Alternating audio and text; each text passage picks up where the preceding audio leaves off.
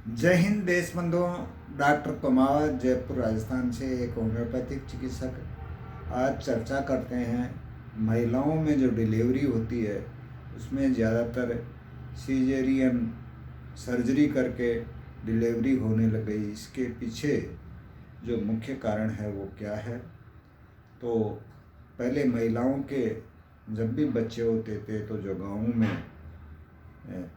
एक तरह से अपने आप के अनुभवी महिलाएं होती थी, वो साधारण डिलीवरी तो गांव में आसपास की ढाणियों में ही करवा लेती थी, और जो जटिलता जिसमें दिखती थी तो उसके लिए कोई विशेष अनुभवी महिला होती थी, तो वो आराम से बिना किसी सर्जरी के डिलीवरी करवा देती थी।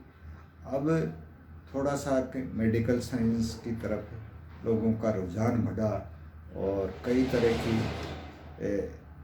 बातें जब चली, शुरू से ही जब बच्चा लगता है महीने 2 महीने बाद में ही अगर हल्की सी भी उसको कोई शिकायत होती है तो महिला चिकित्सक के पास जाती है, और महिला चिकित्सक उनको एक तरह से सोनोग्राफी की जांच के लिए कहती हैं।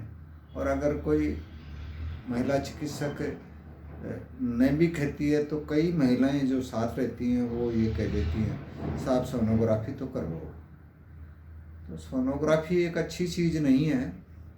सोनोग्राफी से होने वाले जो दुष्प्रभाव हैं वो बच्चों में बहुत ही, अगर किसी बच्चे में उसके जो विकिरणीय प्रभाव हैं वो बहुत एक तरह से जटिल दिखाई देते हैं।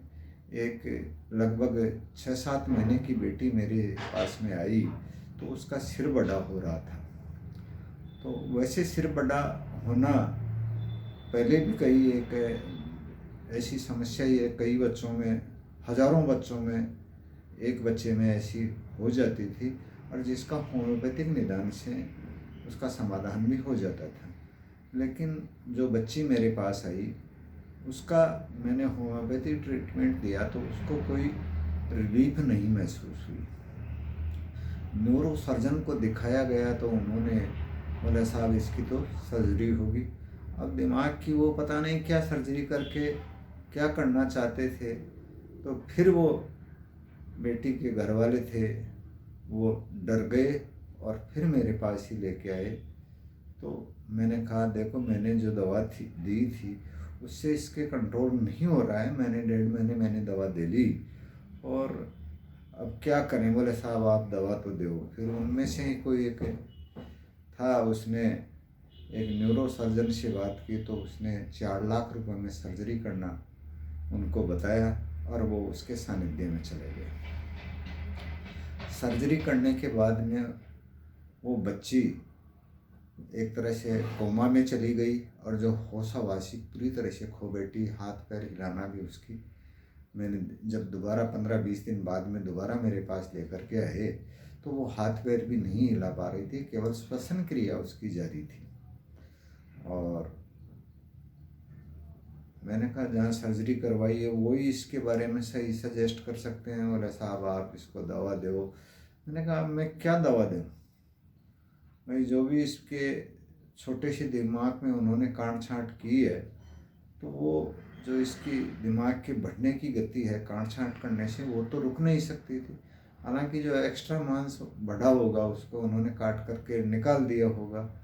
और फिर मैंने उनको मना कर दिया, बोला उन्हीं के पास जाए। तो वो वहाँ उस सर्जन के पास में गए तो उन्होंने कहा, इसके दिमाग में काले धब्बे नज़र आ रहे हैं और लगता है इन्फेक्शन हो गया। उन्होंने मेरे से कॉल करके पूछा तो मैंने कहा, इन्फेक्शन का जहाँ नाम ले देते हैं वहाँ 1-2 दिन में इसकी डेथ होगी और इसको कोई रोक ही नहीं सकता है। तो इस तरह से सोनोग्राफी कोई अच्छी चीज़ नहीं है। विशेष अगर ज़रूरत हो तो ही मैं किसी महिला की सोनोग्राफी करवाएं, वरना वो आने वाले बच्चे के लिए एक तरह से घातक भी साबित हो सकती है। तो ये जो अल्ट्रासाउंड किरणें हैं उनका ऐसा दुष्प्रभाव पड़ता है कि कई बच्चे मंदबुद्धि हो जाते हैं और उनके दिमाग की प्रोग्रेस ही रुक जाती है। तो सोनोग्राफी से बचें। कोई विशेष परिस्थिति हो या ऐसी कोई महिला के ऐसी जटिल समस्या नज़र आए और कोई महिला चिकित्सक पूरी तरह से संतुष्ट होकर के यही कहे कि इसकी तो सोनोग्राफी करवाना बहुत ही ज़रूरी है, तो ही करवाएं, वरना सोनोग्राफी से बचें। जय हिंद, जय भारत।